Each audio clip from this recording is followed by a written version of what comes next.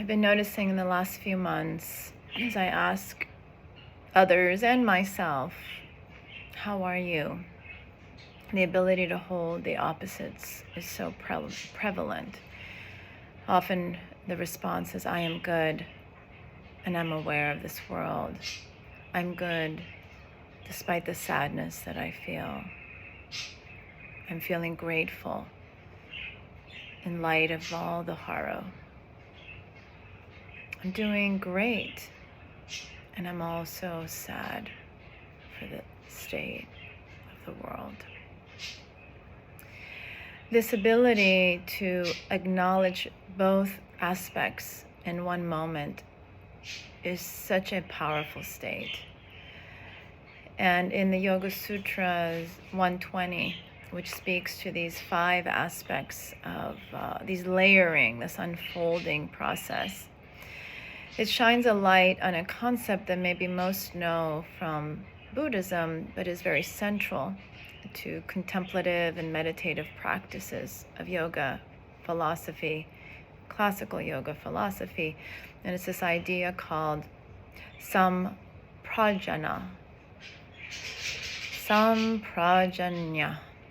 And this idea is the ability to be observant of all of the states and all of these emotions that may be right here with us in one moment.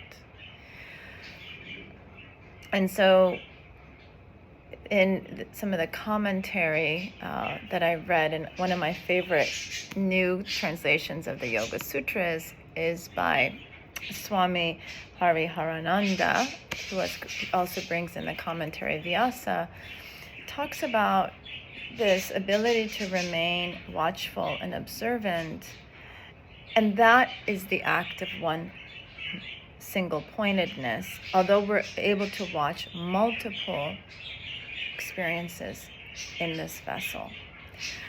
And in reading this, it gave me a lot of hope, and also a lot of it just kind of validity to this experience that I'm having in my own body, where I am holding this incredible depth of sorrow for the horror that I'm seeing, at the same time this incredible depth of appreciation and gratefulness for the stability of life, for the awe and wonder of nature.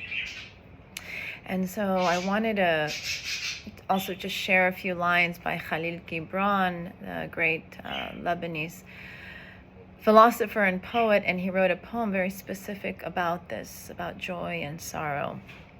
And he died of the disease of alcoholism, which came forth from all of the trauma of emotional angst that was unable to be settled, and yet he processed it through pen. And so I want to just read a few lines, and I hope it just offers some solace during times that feel so unstable. You might be surprised just how stable it is. This is a latter half of his piece.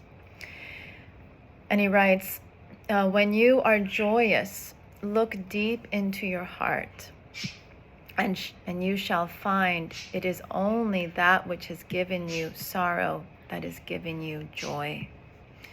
When you are sorrowful, look again in your heart, and you shall see that in truth you are weeping for that which has been your delight. Some of you say joy is greater than sorrow, and others say, nay, sorrow is the greater. But I say unto you, they are inseparable. Together they come.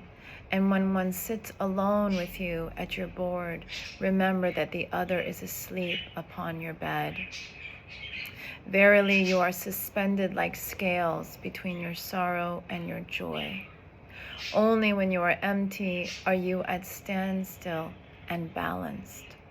When the treasure keeper lifts you to weigh his gold and his silver, needs must your joy or sorrow rise or fall.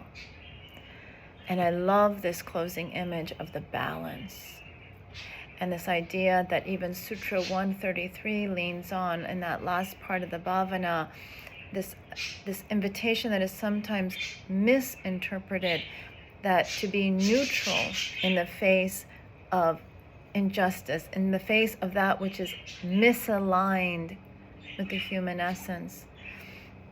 The invitation is not neutrality, it is to remain in a balanced state, a state in which you are watchful and you're able to observe the consequences of both, which shines a light on 233, Pratisakapaksha Bhavana, which shares that when there are negative, cultivate the opposite. But it's not as easy as that.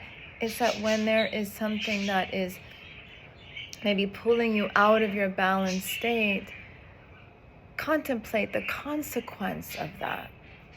And from understanding the consequences of that state that we are pulling out of our centeredness,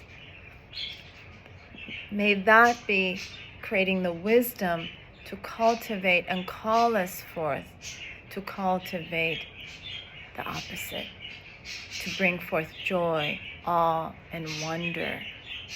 And joy may be a hard one to connect to, and I invite awe and wonder as the great window. We go into nature when we feel this depth of heaviness.